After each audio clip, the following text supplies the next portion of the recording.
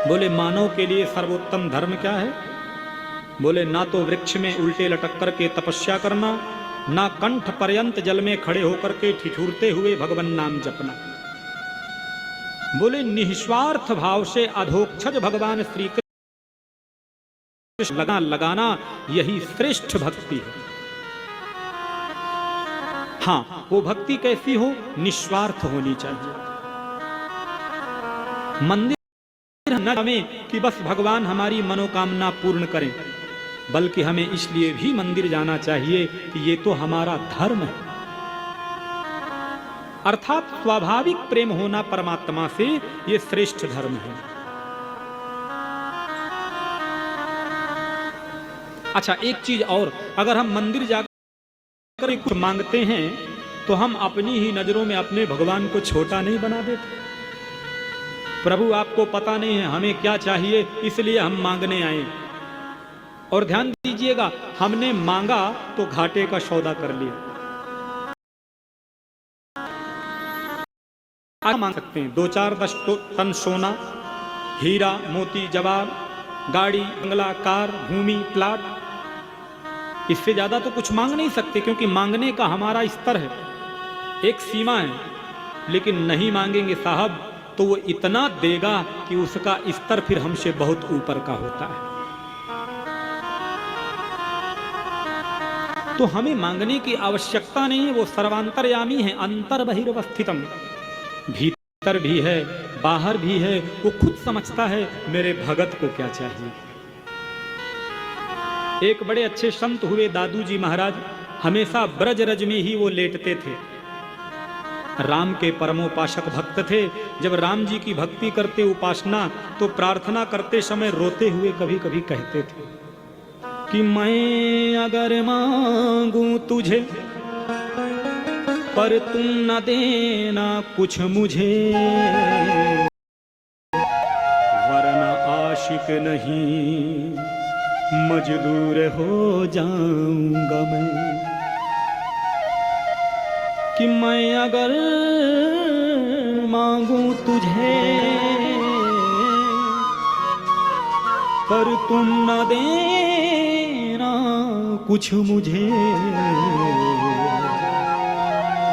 वरना आशिक नहीं मजदूर हो जाऊंगा। हे मेरे राम, पहली बात, मैं भक्ति करने के बदले कुछ मांगूंगा नहीं, और कदाचित मानव शरीर है, कभी मांगने की भूल कर भी दूं तो प्लीज आप देने की भूल मत करना, वरना आशिक नहीं फिर तो मजदूर हो जाएंगे हम।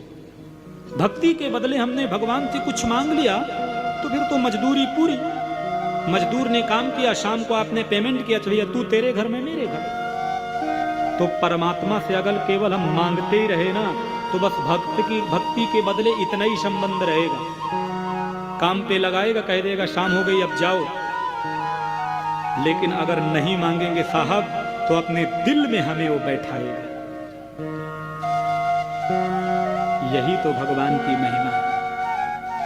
क्योंकि ध्यान दीजिए, बड़े अच्छे एक मेरे मित्र हैं, बात यहां की नहीं कर रहा हूं, मैं अपने डिस्ट्रिक्ट की, होम डिस्ट्रिक्ट की बात कर रहा हूं। उनका भी नाम गुड्डू, बड़े अच्छे उपासक हैं वो भी।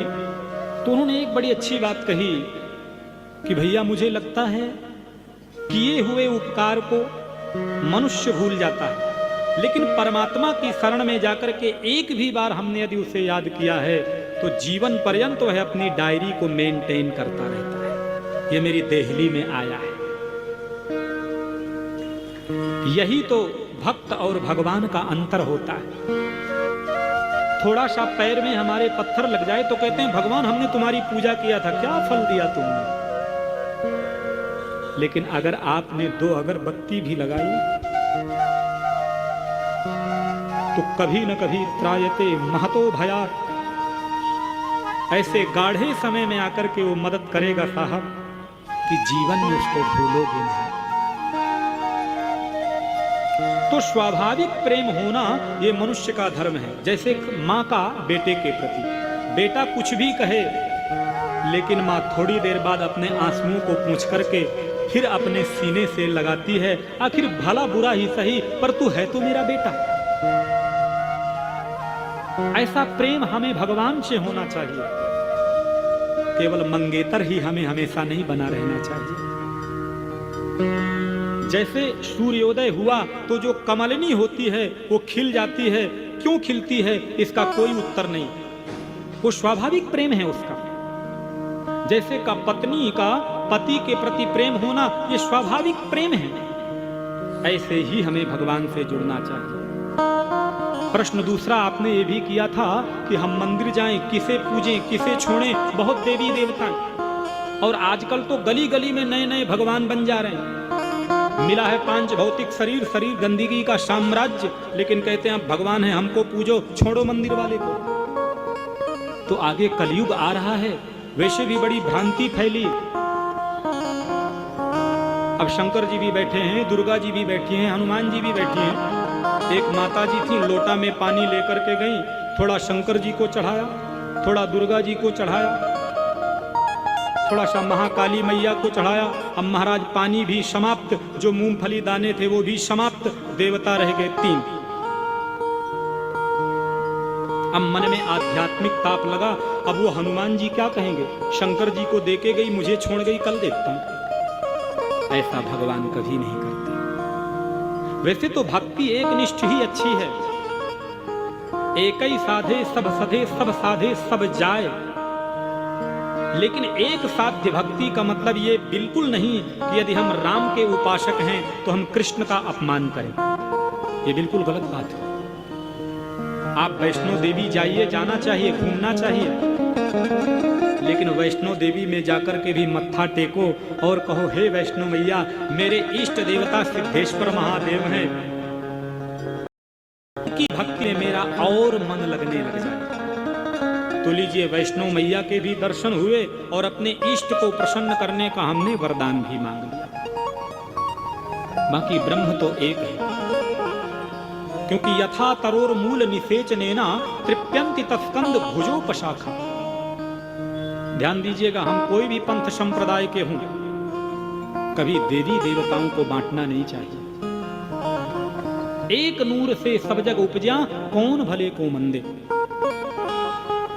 वही राम है, वही कृष्ण है, वही शिव है। जिसकी जैसी भावना होती है, तो हमारे सनातन धर्म के देवी देवताओं की ये महत्ता है, वो उसी रूप में आकर के प्रकट हो जाता है। जाकी रही भावना जैसी, प्रभु मूरति देखी तीनत ऐसी। वो तुम्हारे लिए एक से अनेक बन जाता है। बाकी तो एको ब्रह्म द्वितीयो नास्ति, ब्रह्म तो एक है।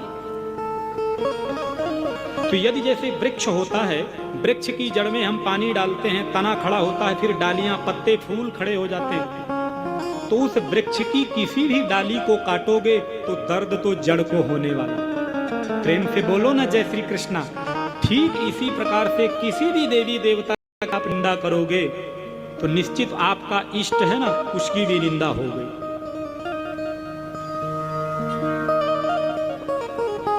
प्रश्न तीसरा, भगवान को अजन्मा कहा